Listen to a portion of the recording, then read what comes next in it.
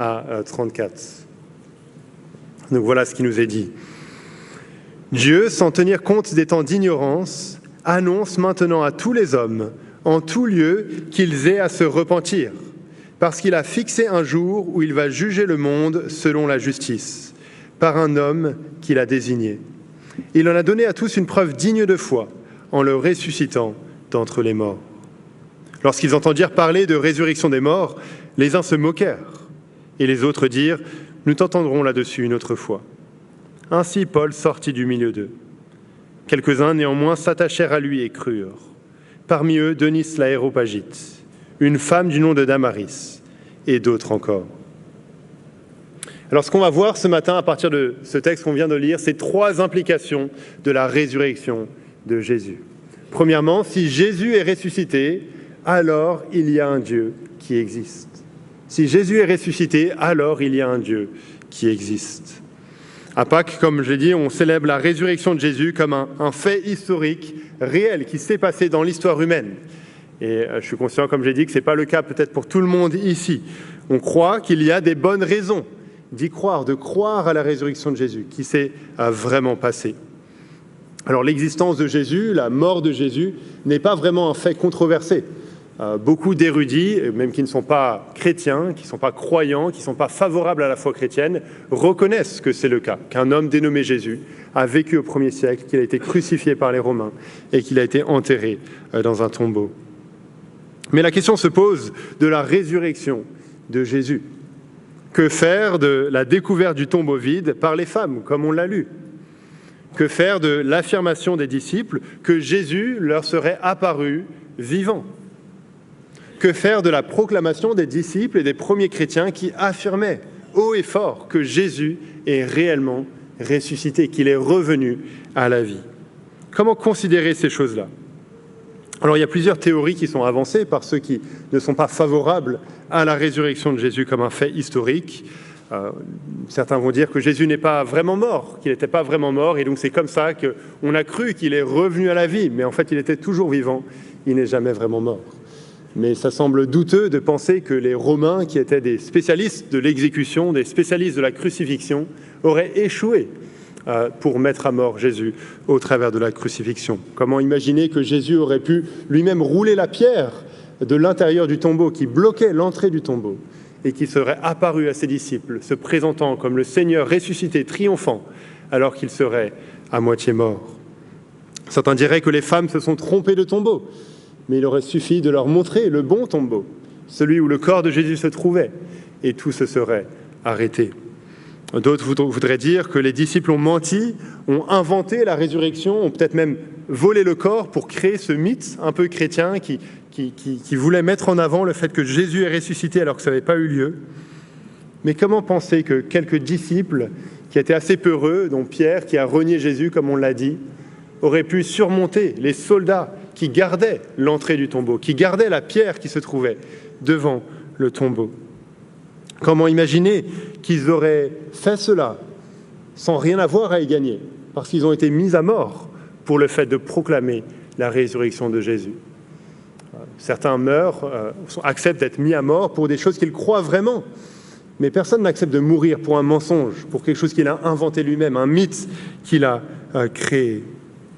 Certains disent que les disciples qui affirment avoir vu Jésus, c'était des hallucinations.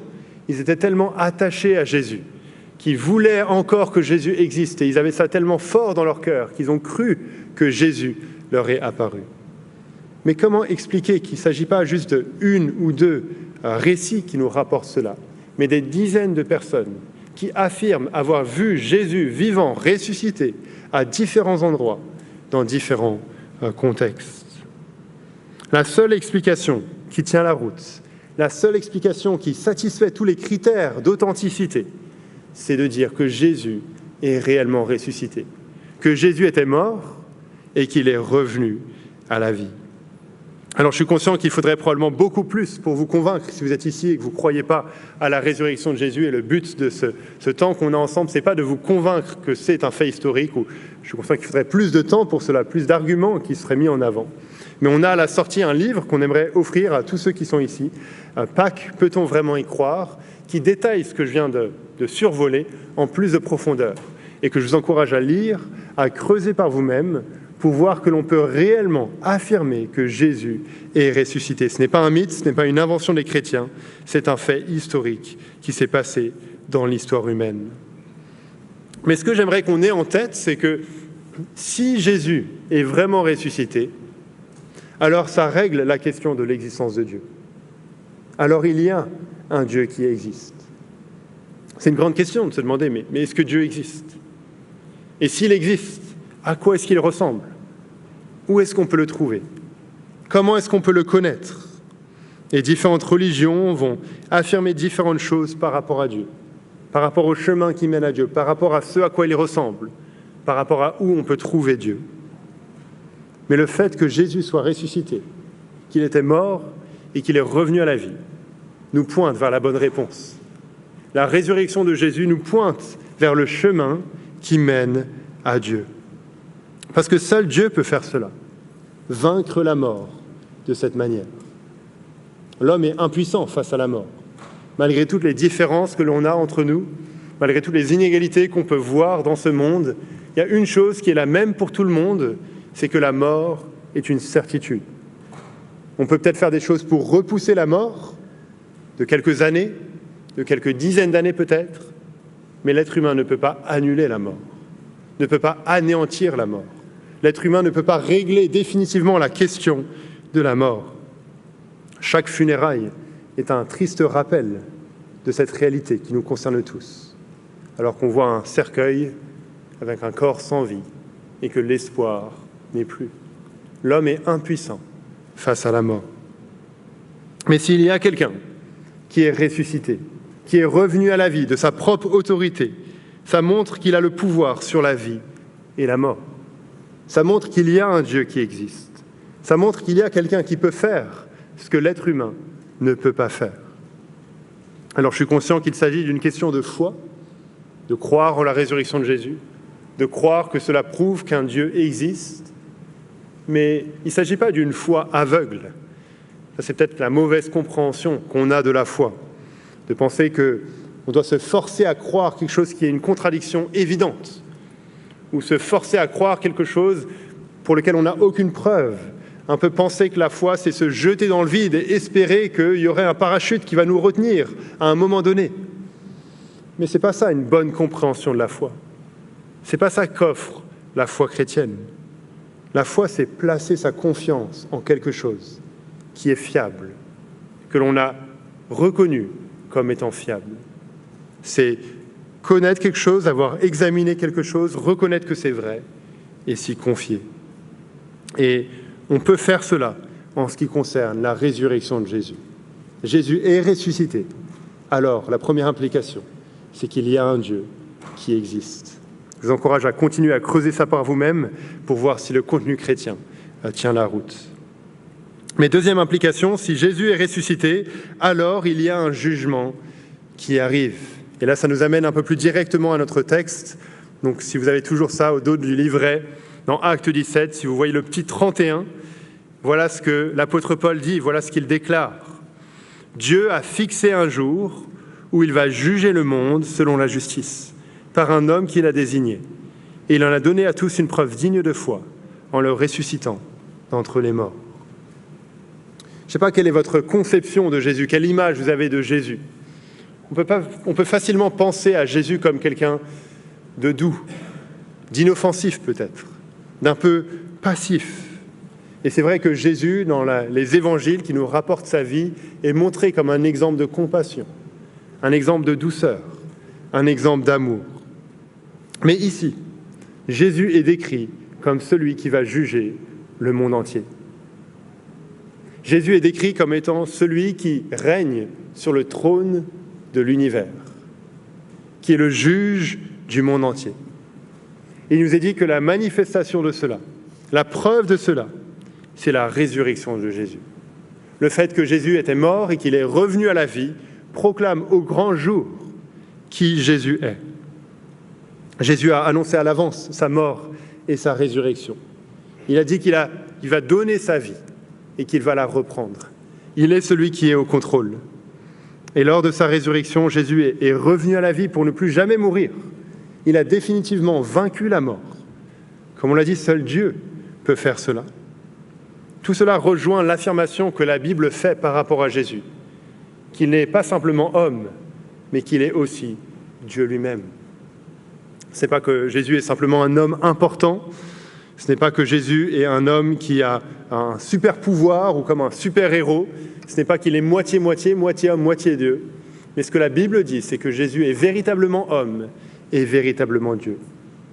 Il est les deux à la fois. Tout ce qu'on peut dire de l'être humain, qui fait qu'un être humain est un être humain, on peut le dire par rapport à Jésus. Et tout ce qui fait que Dieu est Dieu, on peut le dire par rapport à Jésus. C'est pour cela que Jésus règne sur le trône de l'univers et qu'il va juger le monde. Et lorsqu'on regarde la résurrection de Jésus, on voit la preuve de cela au grand jour. C'est un rappel que c'est le cas, que cela va arriver, que le jugement arrive. Alors je ne sais pas comment vous réagissez à l'idée d'un jugement. On entend parler du jugement dernier, du jugement final. On est probablement tous un peu d'accord pour dire que l'idée d'un jugement est une bonne chose. Quand on pense à toutes les atrocités qui sont commises dans le monde, quand on pense à la corruption qui existe dans nos sociétés, quand on pense aux grands criminels, on est d'accord de dire qu'il y a un jugement, qu'il faut que certains soient jugés, qu'il faut que le mal soit puni. Mais c'est un peu plus difficile à accepter quand ça nous concerne, de dire que nous, on doit être jugés, que nous, on doit être condamnés. On a un peu plus de mal à accepter cela. On reconnaît, j'imagine, qu'on n'est pas parfait. On est assez humble, n'est-ce pas, pour reconnaître qu'on n'est pas parfait. Mais on veut en même temps dire qu'on n'est pas si mauvais que ça. Que si on devait faire un classement du plus pire au meilleur dans les êtres humains, on serait dans la meilleure moyenne, un peu au-dessus de la moyenne. Pas tout en haut, bien sûr, on est humble, n'est-ce pas? Mais on serait au moins dans la meilleure moyenne. Donc on reconnaît qu'il faut un jugement, mais quand ce jugement nous pointe du doigt, on a un peu plus de mal à l'accepter. Mais ce passage nous dit que Jésus va juger le monde selon la justice, en toute justice. Pas comme la justice humaine, qui est une justice variable, qui n'est pas une justice sûre, stable. C'est une justice qui se trompe, qui condamne des innocents et qui laisse sortir des coupables. Non, le jugement dernier sera un jugement qui sera totalement juste, où le mal sera puni, tout mal. C'est une bonne nouvelle, parce que quand l'injustice règne, on veut qu'il y ait un jugement et qu'il y ait un jugement juste. Ceux qui ont échappé à la justice humaine n'échapperont pas à la justice divine. Mais c'est aussi une nouvelle terrifiante. On devrait réaliser que c'est une nouvelle terrifiante parce que ça nous concerne, chacun de nous. Peut-être qu'on arrive à sauver la face de l'extérieur, à paraître être une bonne personne ou pas aussi mauvais que l'on est. Mais si on est honnête, on doit être conscient que nos cœurs, à chacun de nous, sont des usines qui produisent du mal, qui produisent des choses qui ne sont pas bonnes, qui produisent des choses qu'on ne serait pas fiers d'afficher devant tout le monde. En fait, imaginez qu'il y ait une application qui sorte, qui permette de lire dans les pensées des autres. Imaginez. Combien est-ce que vous seriez prêt à payer pour que personne ne puisse utiliser cette application sur vous? On serait prêt à payer cher, n'est-ce pas? Parce qu'on est conscient que pas tout n'est bon. Pas tout est bon dans ce qui sort de nous, dans ce qui vient de notre cœur. C'est le constat que la Bible fait, que l'on est tous coupables, que l'on est tous rebelles devant Dieu, qu'on est tous concernés par ce que la Bible appelle le péché. Quand la Bible parle du péché, ce n'est pas pour désigner quelque chose de mignon, pas pour parler d'une faiblesse, pas pour parler d'un défaut, mais pour parler de la rébellion qui se trouve dans notre cœur. La rébellion envers notre Créateur, la rébellion envers Dieu. C'est ce que l'on a tous fait. On a été créés pour Dieu, mais on l'a vécu pour nous-mêmes. Chacun de manière différente, que ce soit sous des formes religieuses, que ce soit en ignorant Dieu, que ce soit en le rejetant explicitement. On a tous fait cela de différentes manières. Et la conséquence, c'est qu'on est tous concernés par ce jugement qui arrive. Le verdict est le même pour tout le monde. On est coupable devant Dieu. On mérite un jugement de sa part. On mérite la condamnation éternelle que la Bible appelle enfer. La colère juste de Dieu pour l'éternité. Ça, c'est une mauvaise nouvelle. C'est une mauvaise qui devrait nous terrifier. Et ça nous amène à réaliser que la résurrection de Jésus nous pointe du doigt. Le juge de tout l'univers est vivant. Et il va juger. Il va rendre la justice. Il est même dit qu'il s'agit d'un jour précis. Dans le verset 31, Dieu a fixé un jour. On pense facilement à quelque chose d'abstrait quand on pense au jugement dernier, à la fin des temps. C'est quelque chose qui plane un peu dans nos esprits, qui plane dans nos têtes. Mais ici, il nous est dit qu'il s'agit d'un jour précis, d'un jour particulier, d'un jour qu'on ne connaît pas, qu'on ne peut pas connaître, mais qui se trouve dans nos agendas à tous, ici, aujourd'hui. On est tous concernés. On va tous un jour se retrouver devant le Seigneur ressuscité et devoir rendre des comptes pour la manière dont on a vécu la vie qu'il nous a donnée. Jésus est ressuscité, alors il y a un jugement qui arrive. Et donc ça nous amène à la troisième implication. Jésus est ressuscité, alors il faut prendre position. Il faut prendre position. La résurrection de Jésus, c'est pas juste une belle histoire qu'on entend et puis ça s'arrête là. Comme un peu un livre pour enfants qu'on lit. Voilà, tout est bien, qui se termine bien. On ferme le livre et on passe à autre chose. Non, la résurrection de Jésus, c'est un message qui nous appelle urgemment à prendre position, à décider dans quel camp on se trouve. Regardez le verset 30, juste avant, le tout début de passage qu'on médite. Dieu, sans tenir compte des temps d'ignorance, annonce maintenant à tous les hommes, en tout lieu, qu'ils aient à se repentir. Parfois, quand il y a un danger, quand il y a des intempéries, quand il y a quelque chose qui se passe, le gouvernement ou je ne sais pas qui envoie un message sur tous les téléphones, une alerte, vous savez, qu'on reçoit sur le téléphone. Ce n'est pas un SMS, mais je ne sais pas comment ils font ça. Voilà, un message qui est envoyé à tous les téléphones de tous ceux qui se trouvent dans cette région-là. Ici, ce qui nous est dit, c'est comme si Dieu lui-même envoyait un message à tous les êtres humains, sur toute la terre, peu importe où ils se trouvent, en disant, il y a un jugement qui arrive, repentez-vous, repentez-vous. Quand la Bible parle de repentance, il s'agit de faire demi-tour, de réaliser qu'on ne va pas dans la bonne direction, qu'on a fait faux, de prendre conscience de cela d'une manière qui nous amène à nous en détourner, à faire demi-tour, à revenir en arrière. Et c'est Dieu lui-même qui nous appelle à faire cela. C'est un cadeau de sa part, qui nous prévient qu'un jugement arrive et qui nous appelle à faire demi-tour avant qu'il soit trop tard. Parce qu'il y a une solution pour échapper à ce jugement. La résurrection de Jésus pointe vers cette solution, vers ce besoin de prendre position et de courir vers le bon endroit. Parce que la résurrection de Jésus, ce n'est pas un fait isolé, mais on pourrait dire que ça boucle la boucle de l'œuvre de Jésus, de tout ce qu'il a accompli. Jésus a vécu sur cette terre, et il a vécu une vie parfaite, sans péché. Il n'a jamais désobéi, il n'a jamais eu cette usine qui produit le mal comme nous, on l'a dans nos cœurs. Il a toujours vécu parfaitement, comme nous, on aurait dû vivre. Il a réussi, là où nous avons tous échoué. Et Jésus est mort sur la croix. Et quand Jésus meurt sur la croix, il prend notre peine, il prend notre condamnation, il prend ce que nous, on mérite. C'est sa mort, c'est ses souffrances, et pourtant c'est notre peine. C'est notre péché qui a entraîné cela. C'est ce que nous, on aurait dû subir, ce que nous, on devrait subir pour l'éternité. Dieu est juste, Dieu est saint, Dieu doit punir le péché, Dieu doit punir le mal, il ne peut pas mettre la poussière sous le tapis. Et en même temps, Dieu est plein de grâce, Dieu est plein d'amour, Dieu veut sauver, Dieu veut pardonner. Et donc, il envoie son Fils dans le monde pour payer à la place des êtres humains qui ne le méritent vraiment pas.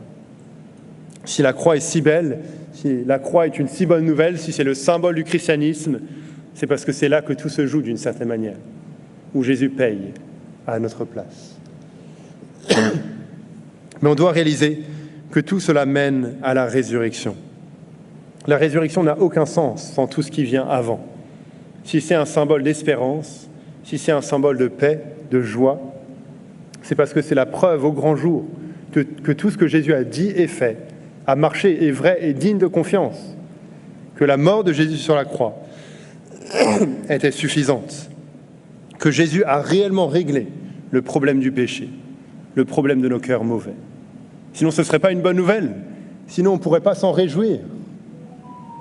Donc la résurrection de Jésus montre que cette solution est pleine et suffisante. Il est ressuscité, c'est accompli. Le tombeau est vide, il n'y a plus rien à faire. La mort de Jésus sur la croix mène à la résurrection. Il a vaincu la mort parce qu'il a vaincu le péché. Et donc le pardon est possible. Et donc il y a un moyen d'échapper à ce jugement, d'échapper à la condamnation qu'on mérite. Un moyen que Dieu lui-même donne, que Dieu lui-même offre aux êtres humains. Alors comment réagir ? On termine avec cela. Il y a des mauvaises réactions qui sont possibles.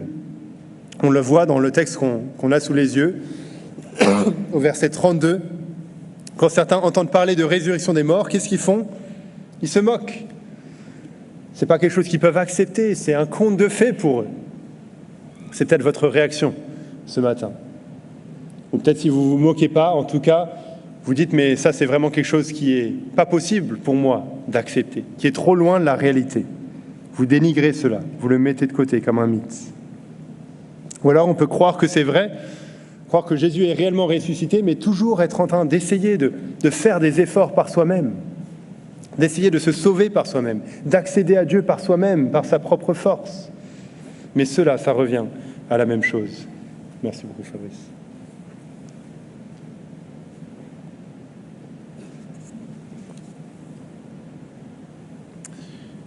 Ne pas réaliser que le fait que le tombeau est vide change quelque chose, montre que l'on n'a rien à faire, rien qu'on devrait faire. Ça non plus, ce n'est pas une bonne réaction.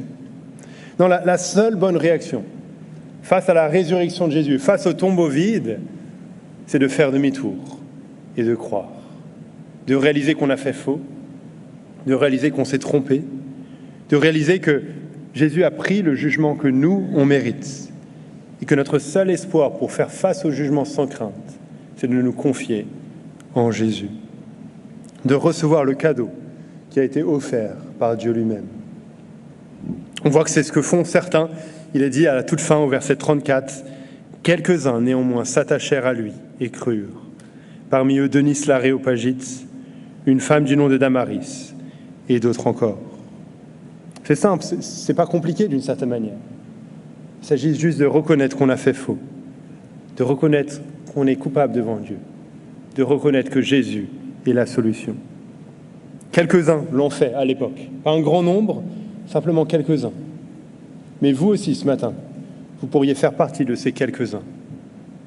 Reconnaître que la résurrection de Jésus vous concerne, vous appelle à faire demi-tour avant qu'il soit trop tard, avant que le jugement arrive.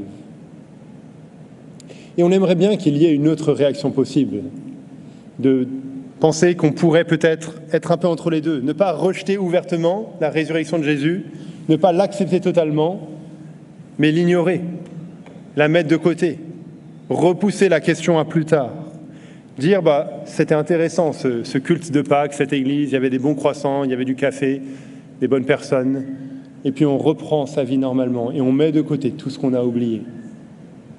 Ça, c'est la réaction facile, naturelle, que l'on a envie d'avoir.